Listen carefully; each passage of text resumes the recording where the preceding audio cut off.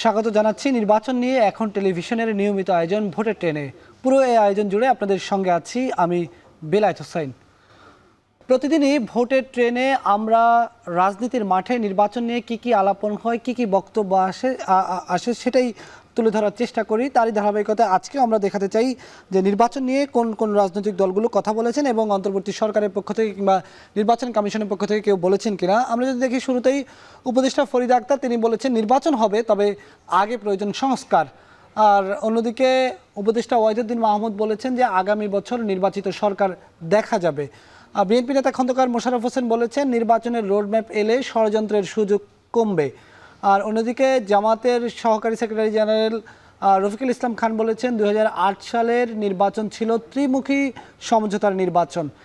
এই মোটা দাগে আজকের রাজনৈতিক আলাপনে এটাই ছিল। আমরা এটা নিয়ে আরও বিস্তারিত আলোচনা করব। কথা বলছিলাম নির্বাচন নিয়ে রাজনীতির মাঠে আজকে কি বক্তব্য উঠে এসেছে তা নিয়ে। এই বিষয়ে আরও আলোচনা করব। আমাদের সঙ্গে যুক্ত হয়েছেন সহকর্মী মেহরিন অ্যানি। আপনি সারাদিনই আজকে আমার সঙ্গে ভোটের ট্রেনের কার্যক্রমগুলো দেখছিলেন, কে কোথায় কি বলে এটি ফলো করছিলেন। আপনার কাছে একটু জানতে চাই যে আমরা যেটি দেখালাম যে আজকের নির্বাচন নিয়ে কোন দল, সরকার কি বলেছে কিংবা নির্বাচন কমিশন কি বলেছে, এর বাইরে আপনার কাছে আর কি তথ্য আছে? ধন্যবাদ বেলায়েত হোসাইন। বেলায়েত, আমি যদি আজকে আপনি যে রাজনৈতিক যেসব মাঠের যারা আছেন এবং সরকারের যে উপদেষ্টা যারা আছেন যে কথাগুলো বলেছেন, সেখানে আসলে যদি উপদেষ্টাদের কথা বলি যে নির্বাচন আসলে অন্তর্বর্তী সরকার আসার পর থেকে কিন্তু নির্বাচন নিয়ে রাজনৈতিক নেতাকর্মীরা নানাভাবেই কিন্তু নির্বাচন নিয়ে কথা বলছে। তো আজকে আসলে উপদেষ্টা ফরিদা আক্তার যে কথাটি বলেছেন এটি কিন্তু বরাবরই সব উপদেষ্টাই বলে আসছেন যে আগে সংস্কার হবে তারপরে নির্বাচন আসবে। এছাড়াও যদি বলি যে বিএনপি যারা নেতাকর্মীরা আছে তারাও কিন্তু বলছেন যে নির্বাচনী আসলে রোড ম্যাপটা তারা বরাবরই দিতে বলছে বিভিন্ন তাদের যে নেতাকর্মীদের যে সব সমাবেশ হচ্ছে সেসব সমাবেশগুলোতে বলছে।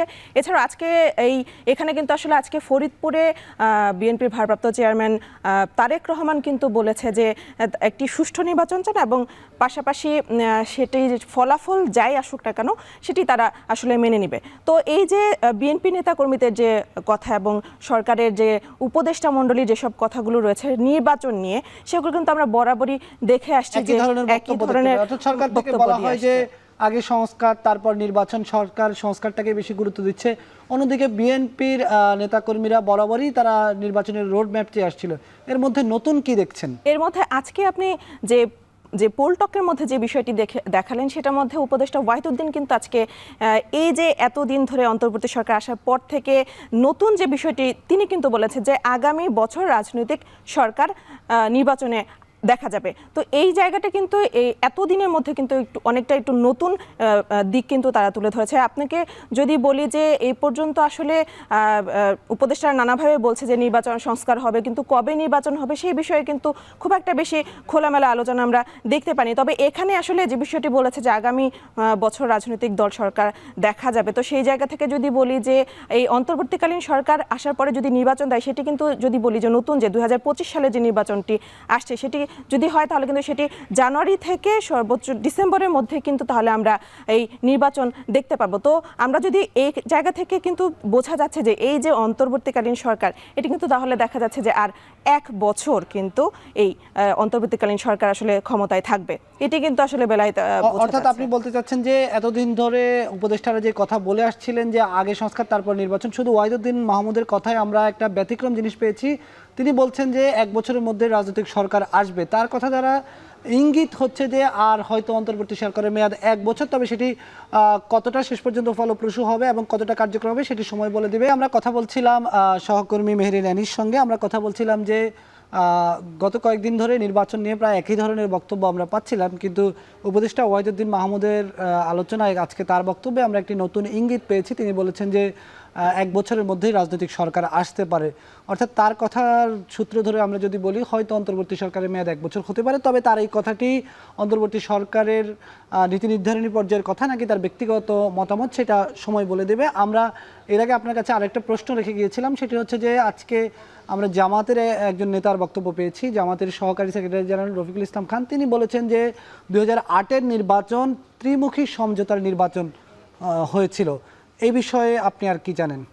বেলায়েত, এর আগে আমরা যে নির্বাচনগুলো দেখেছি যে 2014, 18 এবং 2024-এ যে নির্বাচন রয়েছে সেই নির্বাচনগুলোতে কিন্তু নানা মত দেখা দিয়েছে যে যেমন 2014 যে নির্বাচনটা রয়েছে সেটিকে কিন্তু একতরফা নির্বাচন বলা হয় এবং এরপরে 2018 যে নির্বাচনটি রয়েছে সেটিকে বলা হয় যে রাতের ভোটের নির্বাচন এবং সর্বশেষ 2024-এ যে নির্বাচনটি হয়েছে সেটিকে কিন্তু ডামি নির্বাচন হিসেবেই কিন্তু অন্যান্য যারা আসলে রাজনৈতিক দল রয়েছে তারা কিন্তু এভাবেই আসলে আখ্যা দিয়েছে। তো আজকে আপনি যে বিষয়টি বললেন যে জামাত নেতা রফিকুল ইসলাম খান যেটি বলেছে 2008 সালে যে নির্বাচনটি হয়েছে সেই নির্বাচনটিকে কিন্তু মোটামুটি বলা চলে যে শান্তিপূর্ণ নির্বাচন হিসেবে ধরা হতো এর আগে পর্যন্ত কিন্তু। তো সেই জায়গাতেও কিন্তু তিনি বলেছেন যে এই নির্বাচনে 2008 সালে যে নবম জাতীয় সংসদ নির্বাচনটি হয়েছে সেই নির্বাচনকে বলছে যে এখানে আসলে ত্রিমুখী সমঝোতা হয়েছে বলে তিনি দাবি করেছেন। তো সেই জায়গা থেকে যদি বলি যে এখানে যে ত্রিমুখী সমঝোতার কথা বলা হয়েছে যে তৎকালীন যে তত্ত্বাবধায়ক সরকার ছিল যে মইনু আহমেদ এবং ফখরুদ্দিনের যে কথাটা তার সাথে কিন্তু ভারত এবং হাসিনার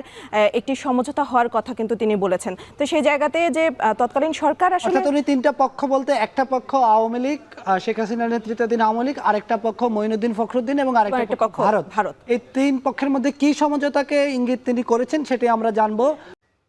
আমাদের সঙ্গে যুক্ত আছেন সহকর্মী মেহরিন আনি। আমরা কথা বলছিলাম যে জামাত নেতা ত্রিমুখী সমঝোতার কথা বলছিলেন, তিনটা পক্ষ আমরা যে ভারত, আওয়ামী লীগ এবং ফখরুদ্দিন মঈনুদ্দিন, কি শর্তের কথা তিনি বলেছেন যে একজন একজনের সঙ্গে কি শর্তে সমঝোতা করেছেন? এখানে আসলে আওয়ামী লীগের সাথে যে তৎকালীন তত্ত্বাবধায়ক সরকার ছিল তাদের মধ্যে কিন্তু একটি সমঝোতা ছিল যে তারা আওয়ামী লীগকে সংখ্যাগরিষ্ঠ আসনে বিজয়ী করে দেবে এবং পাশাপাশি তত্ত্বাবধায়ক সরকারের যে দুজন ছিলেন যে মনির আহমেদ এবং ফখরুদ্দিন তাদের নিরাপদে দেশ থেকে বাইরে চলে যাওয়ার ব্যবস্থা আওয়ামী লীগ করে দিবে এবং পাশাপাশি যেটি বলেছিল যে তারা যখন নির্বাচনে সংখ্যাগরিষ্ঠতা পেয়ে তারা জয়ী লাভ হয়ে সরকার গঠন করবে তখন কিন্তু তারা বলেছে যে তারা সংবিধান তাদের ইচ্ছা মতো আসলে সংশোধন করবে এবং বিল তাদের নিজের মন মতো আসলে তারা পাশ করাবে এবং এই জায়গায় ছিল তত্ত্বাবধায়ক সরকারের সাথে আওয়ামী লীগের যে সমঝোতা সেটি ছিল। এবং আরেকটি যেটি বলছেন যে ভারতের সাথে আসলে আওয়ামী লীগের কি সমঝোতা ছিল সেটি তারা দাবি করেছে যে ভারত চেয়েছে যে এই যে সংখ্যাগরিষ্ঠতা লাভ করতে আসলে ভারত আওয়ামী লীগকে সহায়তা করবে এবং তার বিনিময়ে ভারত চেয়েছে যে তাদের যে ভারত বাংলাদেশের কাছে নানা ধরনের সুবিধা তারা ইচ্ছা মতো নিবে এবং পাশাপাশি তারা আওয়ামী লীগকে পরবর্তীতে আসলে তাদের এই নির্বাচনে আসলে থাকার যে একটি জায়গা সেটি তারা করে দিবে। তো এই সমঝোতার তিনটি সমঝোতা কিন্তু তারা এই তিন সমঝোতা আসলে হয়েছিল এবং পাশাপাশি আপনি দেখেছেন যে এই যে এভাবে কিন্তু আওয়ামী লীগ সরকার এই 2024 পর্যন্ত ছিল, পরবর্তীতে এই ছাত্র জনতার গণঅভ্যুত্থানের মাধ্যমে কিন্তু এই আওয়ামী সরকারের পতন হয় এবং ভারত যে আসলে সমঝোতা করেছিল সেটি কিন্তু আসলে বাস্তবে আসলে ততটুকু রূপ পায়নি বলা চলে। এটি ছিল জামাত নেতার দাবি, অর্থাৎ জামাত নেতা যেটি বলছিলেন যে ভারতের সঙ্গে আওয়ামী লীগের সমঝোতা হয়েছিল যে তারা ক্ষমতায় আসার ক্ষেত্রে আওয়ামী লীগকে সহযোগিতা করবে, তার বিনিময়ে ভারতকে আওয়ামী লীগ সরকার সুবিধা দিবে এবং ফখরুদ্দিন মঈনুদ্দিনকে বলা হয়েছিল যে তাদেরকে মানে এত বেশি আসন দিতে হবে যেই আসন সংখ্যা তাদেরকে দিলে তারা নিজেদের ইচ্ছা মতো সংবিধান পরিবর্তন করতে পারবে এবং এর বিনিময়ে ফখরুদ্দিন মঈনুদ্দিনকে নিরাপদে বিদেশ পাঠিয়ে দিতে হবে। এই কথাগুলো জামাত দাবি করেছেন, তবে এর কথার সত্যতা কতটুকু সেটি সময় পরিষ্কার করে দিবে। মেহরিন আনি, আপনি আমাদের সঙ্গে যুক্ত ছিলেন, সুন্দর আলোচনা করেছেন, আপনাকে ধন্যবাদ। ধন্যবাদ বেলায়েত হোসেন। স্বাগত আরেকবার, দেখছেন ভোটের ট্রেন। ভোটের ট্রেনের এই পর্বে আমরা কথা বলবো সংসদীয় আসনের পরিক্রমায় নীলফামারী 3 আসন নিয়ে। নীলফামারী 3 আসনটি নীলফামারী জেলার জলঢাকা উপজেলা নিয়ে গঠিত। এই আসনটি জাতীয় সংসদের 14 নম্বর আসন। এই আসনে ভোটার সংখ্যা 2,36,168 জন। এর মধ্যে পুরুষ ভোটার 1,19,440 জন, নারী ভোটার 1,16,728 জন। যেটি বলছিলাম এটি সংসদীয় আসনের 14 নম্বর আসন এবং এর সীমানা জলঢাকা উপজেলা নিয়ে সীমানা। নীলফামারী 3 আসন নিয়ে আমরা কথা বলছিলাম নীলফামারী 3 আসন নিয়ে আমরা নীলফামারী 3 আসন নিয়ে আরও কিছু কথা বলবো। আমাদের সঙ্গে যুক্ত হয়েছেন সৈয়দপুর থেকে সহকর্মী মোকাররম হোসাইন। মোকাররম, আপনার কাছে একটু জানতে চাই, এই মুহূর্তে বাংলাদেশের রাজনীতির মাঠে নির্বাচন নিয়ে যে আলোচনাটা চলছে, একই সঙ্গে ভারতের সঙ্গে যে আমাদের টানাপোড়েন চলছে, আবার এদিকে আইনশৃঙ্খলা পরিস্থিতির বিষয় আছে, দ্রব্যমূল্যের বিষয় আছে, এই নানা বিষয় নিয়ে নির্বাচন নিয়ে নীলফামারী 3 আসনের মানুষের ভাবনা কি আসলে? বিলাত ধন্যবাদ। যদি মোটা দাগে ভাগ করি তাহলে নির্বাচনী আসন, যেটি আমরা আজকাল কথা বলছি নির্বাচনী আসন নিয়ে, জলঢাকা নিয়ে, সেখানে মূলত 4 ধরনের মানুষ বসবাস করে: শিক্ষার্থী, সাধারণ পেশাজীবী, সাধারণ মানুষ এবং রাজনৈতিক নেতা এবং কর্মীরা। মোটা দাগে এই 4 শ্রেণীর মানুষের মধ্যে 4 ধরনের প্রত্যাশা রয়েছে এই সরকারের প্রতি। স্টুডেন্টরা চাচ্ছে যে কর্মসংস্থান সৃষ্টি হোক, চাকরির পরীক্ষার যে ফি সেটি কমুক। পেশাজীবীরা চাচ্ছে যে তাদের নিরাপদ কর্মপরিবেশ হোক, আইন শৃঙ্খলার সক্রিয় অবস্থা হোক। একই সঙ্গে সাধারণ মানুষ চাচ্ছেন যে দ্রব্যমূল্যের যে ঊর্ধ্বগতি সেটির লাগাম টানা হোক। এবং রাজনৈতিক নেতা, আমি আবারও বলছি, রাজনৈতিক নেতারাই শুধুমাত্র নির্বাচন নিয়ে কথা বলছেন। শুধুমাত্র একটি নির্বাচনী আসনে, যেটি আপনি বলছিলেন যে প্রায় 2.5 লাখ ভোটারের একটি আসন, সেখানে হাতে গোনা কয়েকজন মানুষই নির্বাচনের দাবিতে মুখর। এবং একই সঙ্গে সাধারণ মানুষের যে 3টে শ্রেণী আছে, তারা কিন্তু একটা দেশের স্থিতিশীল পরিবেশ চাচ্ছেন, পুলিশের সক্রিয়তা চাচ্ছেন, সরকারি দপ্তরগুলোতে দ্রুত সময়ের মধ্যে যেন তাদের কাজ আদায় করা যায় সেগুলো চাচ্ছেন, স্বাস্থ্য সেবার যে অবস্থা সেখানে তারা সংস্কার চাচ্ছেন। একই সঙ্গে নিরাপদ একটা জীবনযাপনের নিশ্চয়তা তারা চাচ্ছেন। সেই সাথে নির্বাচনের ব্যাপারে তাদের যদি প্রায়োরিটি লিস্ট বলি, প্রায়োরিটি লিস্টে একেবারে রাষ্ট্র সংস্কারের যে ন্যূনতম ধারাগুলো আছে, রাষ্ট্র সংস্কারের যে ন্যূনতম মাধ্যমগুলো আছে, সেই মাধ্যমগুলো সংস্কারের পরেই একটা দেশের স্বাভাবিক পরিবেশ, যেই পরিবেশের জন্য আসলে জুলাই অভ্যুত্থান হয়েছে, সেই পরিবেশগুলোর প্রত্যাশায় তারা আসলে বুক বেঁধে বসে আছেন। এবং নির্বাচন হলে বিগত 3টি নির্বাচনের যে তিক্ত অভিজ্ঞতা আছে সাধারণ মানুষের, সেই অভিজ্ঞতায় তারা ফিরতে চায় না। তারা বলছেন যে যদি গুণগত সংস্কার ছাড়া নির্বাচন আয়োজন করা হয়, সেটি কিন্তু এই সরকারের জন্য বুমেরাং হবে। সাধারণ মানুষের ভাষ্য হলো যে অরক্ষিত পরিবেশে আসলে স্থানীয় সরকার যে বিষয়টি বলছিলাম আপনার সঙ্গে, যে এই মুহূর্তে ভারতের সঙ্গে যে আমাদের রাষ্ট্রীয় যে টানপোড়েন চলছে, এই টানপোড়েনের মধ্যে নির্বাচনটা আসলে কতটা জরুরি বলে মনে করছেন সেখানকার মানুষ, এই বিষয়টা যদি একটু বলতেন। সাধারণ মানুষ মনে করেন যে নির্বাচন আসলেই রাজনৈতিক দলগুলো নানানভাবে বিভক্ত হয়ে যায় এবং দলীয় স্বার্থ, ব্যক্তি স্বার্থ, আদর্শিক স্বার্থ, সব স্বার্থ আসলে খণ্ড খণ্ড অংশে ভাগ হয়ে যায়। তারা বলছেন যে যেহেতু প্রতিবেশী দেশগুলোর সঙ্গে, প্রতিবেশী দেশ ভারতের সঙ্গে সীমান্ত উত্তেজনা রয়েছে, নানা বিষয়ে আসলে দেন দরবার চলছে, প্রোপাগান্ডা চলছে, এই প্রোপাগান্ডাগুলোর সময় জাতিগতভাবে ঐক্যবদ্ধ থাকাটা এই অঞ্চলের মানুষের কাছে সবথেকে বড় চ্যালেঞ্জ। সাধারণ মানুষ, সাধারণ শিক্ষার্থী, পেশাজীবী, রাজনৈতিক সচেতন কর্মী, সবারই কিন্তু একই ধারা, যে একই ভাবনা, যে যেভাবে রাষ্ট্রের আসলে ঐক্যবদ্ধতা ঠিক থাকে, যেভাবে রাষ্ট্রের সকল মানুষ রাষ্ট্র বিনির্মাণের জন্য চেষ্টা করে, সেই পরিস্থিতি তারা এই মুহূর্তে দেশে চাচ্ছেন। তারা বলছেন যে ঐক্যবদ্ধ পরিস্থিতি যদি কিছুটা হলেও ফাটল ধরে, তাহলে যারা প্রোপাগান্ডা চালাচ্ছে, যারা ষড়যন্ত্র করছে, তাদেরকে বেশি সুযোগ দেওয়া হয়ে যাবে। এবং এই সুযোগের ফলে যদি ফেসিজম আবার মাথাচাড়া দিতে পারে, তাহলে কিন্তু পরিবেশ পরিস্থিতি অনেকাংশেই ঘোলাটে হবে এবং জাতিগতভাবে যে বড় প্রত্যাশার জায়গা তৈরি হচ্ছে, সেটি কিন্তু সফল হবে না। যার ফলে তারা চাচ্ছেন যে নির্বাচন দিয়ে অনৈক্যের পরিস্থিতি সৃষ্টি না করে ঐক্যবদ্ধ থেকে ষড়যন্ত্র মোকাবেলাটাই এই সরকারের সবথেকে বড় চ্যালেঞ্জ, এবং সেটি হওয়া উচিত বলে সাধারণ মানুষ বিভিন্ন কথাবার্তা আমাদের সাথে বলছেন। একই সঙ্গে এটিও তারা বলছেন যে নির্বাচনী পরিবেশের শৃঙ্খলার দায়িত্বে যারা থাকবেন, সেটি 1 বছর পরে বা 2 বছর পরে যখনই হোক, অর্থাৎ যাদের মাধ্যমে বা যারা এর 3টি নির্বাচনে যেই দলটি কেন্দ্র দখল করেছিল, ব্যালট বক্সে সিল মেরেছিল, ছিনতাই করেছিল, প্রভাব বিস্তার করেছিল, অন্য কোনো দল যে এসে একই পরিস্থিতির সৃষ্টি করবে না, এমন নিশ্চয়তা তারা চান। অর্থাৎ রাজনীতির নতুন বন্দোবস্ত, নিরাপদ রাজনীতির চর্চার পরিবেশ তৈরি করে তবেই নির্বাচনের মাঠে মানুষ ভোট দিতে চান, এমন প্রত্যাশার কথাই আমরা সাধারণ মানুষের কণ্ঠে জানতে পেরেছি।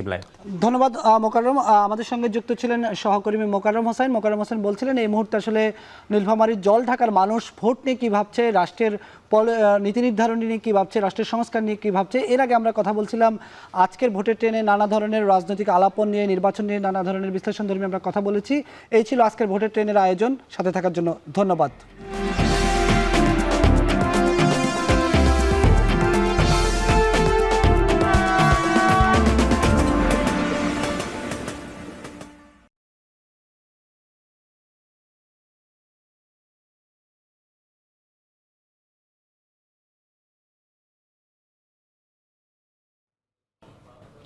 ভালো লাগছে। লিমন ভাইয়ের আবার কোটি ঠিক আছে, লিমন ভাইয়ের চেয়ার সুন্দর তো।